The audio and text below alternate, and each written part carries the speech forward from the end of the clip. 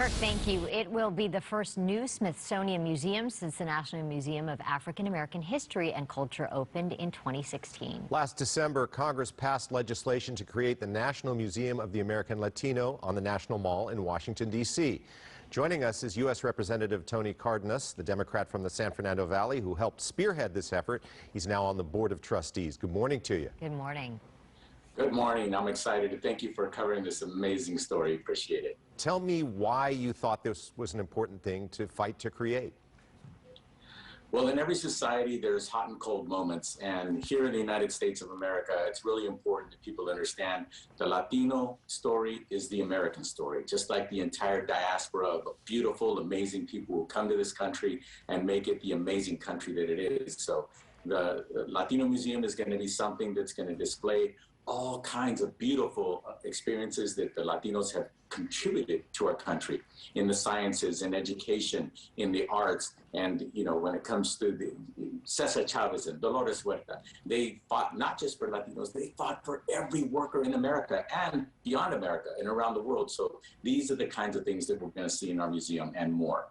It must be exciting to curate this museum. This must be a project that I'm sure is near and dear to your heart. But talking about the size of the museum, where it will be on the mall, and then the vision that you must have. And when you talk about the Latino story, millions of Latinos live in this country. Their origin is from all over the world. So how do you create a museum that covers all of that?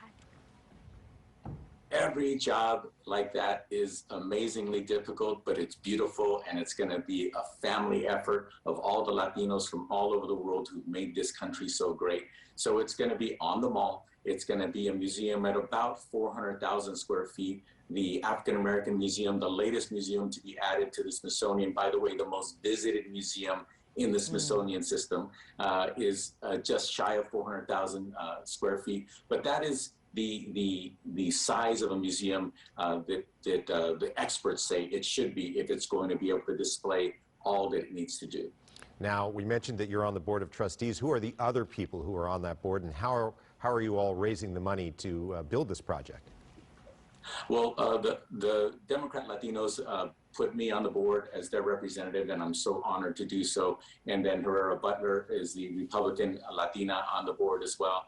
And then we have Sofia Vergara, we have Eva Longoria, and we have an amazing person from the Molina family that already donated over $10 million to start the process of having the history of the Latino in the Smithsonian. So there's a lot of amazing people. Jose Andres, everybody knows how big his heart is. So all of us are going to come together, and we're going to help fundraise, and we're going to help make sure that we bring this museum into fruition, not 10 years from now, but hopefully in about half that amount of time. Yeah. We're going to be aggressive about it and have some fun while we're doing it. Wonderful. We want to turn to a different topic this morning. You recently secured $12.5 million in federal funding for the San Fernando Valley in two different bills with the House Appropriations Subcommittee. Tell us what it's for, and if passed, how will the money be split among 12 local communities?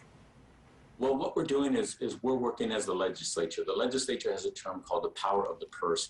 And what we're doing is we're making sure that every community across America, Republican, Democrat, every member identified programs, projects like the transportation, like my projects have to do with transportation, they have to do with the environment, they have to do with cleaning up the community and helping organizations, whether it's bricks and mortar or it's actually helping organizations help people with mental health, et cetera. So these are the kinds of programs that I'm bringing to the San Fernando Valley. I'm proud to do it, and very, very proud of the fact that we are doing that for every district around the country. There's 435 Republican and Democrat districts represented throughout the country, and every single one of us put forth our best projects. We went through a vetting process, and I'm very proud to be bringing that money home to the San Fernando Valley.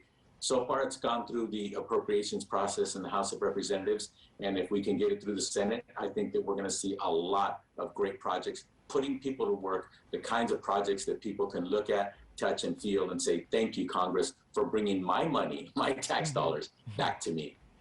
Congressman, thank you so much for talking to us. To learn more about the journey of the National Museum of the American Latino, follow the Smithsonian websites as well as the website for Congressman Tony Cárdenas. Again, we thank you, and we'll take a break and be right back.